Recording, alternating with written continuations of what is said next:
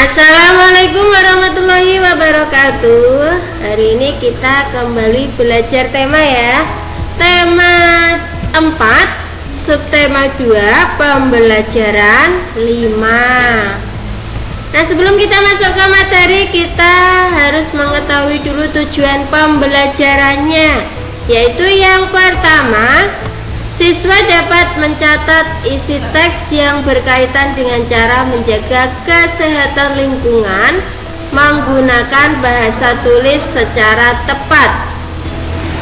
Yang kedua, siswa dapat menyebutkan 3-5 sikap agar terwujud persatuan dalam keberagaman di sekolah dengan benar. Dan yang ketiga, siswa dapat menjelaskan prosedur gerak kelenturan tubuh dominan bagian atas dalam rangka pengembangan kebugaran jasmani melalui permainan sederhana atau tradisional dengan benar. Selanjutnya diperhatikan di situ, ayo mengamati, dilihat ada percakapan ya di sini ya, diperhatikan. Anak-anak, apakah kalian sudah tahu cara menjaga lingkungan sekolah agar bersih dan sehat? Ibu guru bertanya ya. Sudah Bu, kita harus membersihkan ruang kelas dan pekarangan sekolah Bu, jawab anak-anak. Kamar mandi juga harus dibersihkan Bu. Ya, bagus nak. Jika ingin membersihkan kamar mandi, apa yang kita butuhkan? Kita membutuhkan ember, sikat, air, dan gayung Bu. Baiklah, kita hendaknya selalu membiasakan hidup bersih di sekolah ya nak. Ya, untuk membiasakan hidup bersih itu di mana saja ya, di rumah, di sekolah, di tempat lain juga kita harus membiasakan untuk hidup bersih. Nah, sekarang ada pertanyaan di situ. Apa saja alat-alat yang dibutuhkan untuk menjaga kebersihan? Tadi di percakapan sudah ada ya. Alat-alat yang dibutuhkan untuk menjaga kebersihan adalah ember, sikat, air, dan gayung. Di bacaan ada di sini ya, diperhatikan. Selanjutnya, ayo membaca, dilihat di situ. Ayo membaca, di situ ada bacaan. Cara menjaga kelas agar bersih. Banyak cara yang dapat dilakukan untuk menjaga kelas agar bersih. Lantai, tembok, dan langit-langit harus dibersihkan setiap hari. Jika lantai berdebu, hendaknya dipel agar debunya terangkat dengan baik. Perlengkapan kelas lainnya juga harus dibersihkan. Misalnya lemari, papan tulis, meja, dan kursi. Setelah bersih, kelas juga harus ditata dengan rapi. Kita harus berhati-hati ketika membersihkan kelas. Hati-hati ketika membersihkan tempat yang lebih tinggi agar tidak jatuh. Hati-hati mengangkat benda yang berat. Kaki atau tangan bisa terimpit. Ketika membersihkan papan tulis harus pelan-pelan agar debu tidak masuk ke mata dan hidung. Menjaga kelas agar bersih dan sehat itu penting. Nah, di bacaan ini di buku temanya juga ada ya. Bisa dibaca ulang di buku tema ya. Nah, sekarang di situ ada cara menjaga kelas agar bersih dan sehat.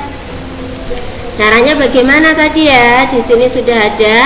Tinggal mencari jawabannya. Cara menjaga kelas agar bersih dan sehat adalah ya, lantai, tembok, dan langit-langit harus dibersihkan setiap hari. Selain itu, jika lantai berdebu, hendaknya dipel agar debunya terangkat. Terus perlengkapan kelas harus ditata dengan rapi. Itu beberapa cara untuk menjaga kelas supaya bersih dan sehat. Nah, selanjutnya di situ ayo mengamati ya, amati gambar di bawah ini dengan teliti. Di situ ada yang menari ya, ada beberapa anak menari, dan gambar selanjutnya itu baru berdiskusi bersama ya. Selanjutnya, sikap yang harus dimiliki agar terwujud kebersamaan di kelas. Nah, sikap yang harus dimiliki agar terwujud kebersamaan di kelas. Nah, di sini sudah ada contohnya. 1. Saling menghormati walaupun berbeda agama. Kira-kira contoh yang lain apa ya? Sikap yang harus kita miliki supaya terwujud kebersamaan. Contoh yang lain yaitu tidak membeda-bedakan teman. Jadi semua teman sama, tidak dibeda-bedakan ya.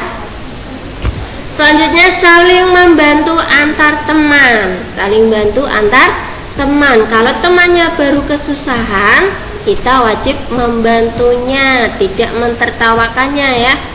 Temannya susah tidak boleh ditertawakan ya. Jadi saling membantu antar teman. Selanjutnya, mau menerima pendapat teman lain saat berdiskusi ya.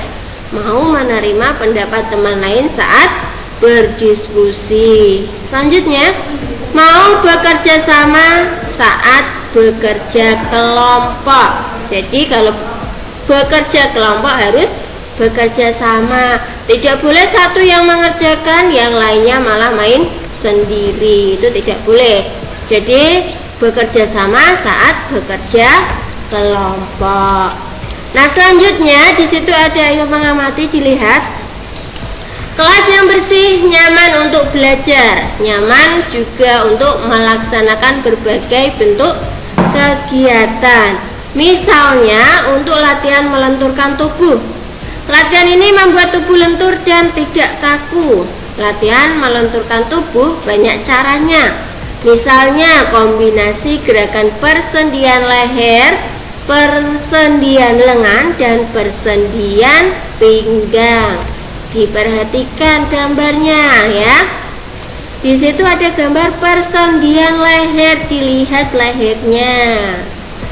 Ya, ini ya. Memutar persendian leher ke kiri dan ke kanan ya. Lehernya diputar ke kiri dan ke kanan ya. Selanjutnya, persendian lengan, memutar persendian lengan ke depan dan ke belakang ya. Memutar persendian lengan ke depan dan ke belakang. Nanti di pelajaran PJOK juga dijelaskan sama Ustadz Arif ya. Selanjutnya, persendian pinggang di sini ya. Persendian pinggang dilihat. Membungkukkan badan, dilihat gambarnya. Di rumah juga bisa dipraktekkan ya, bersama kakaknya, bersama adiknya juga boleh. Terus meliukkan badan, dilihat di sini gambarnya seperti ini ya. Itu namanya persendian pinggang. Melenturkan tubuh dapat juga dilakukan dalam permainan. Misalnya saja meliukkan badan sambil memegang bola. Lihat gambar anaknya ya.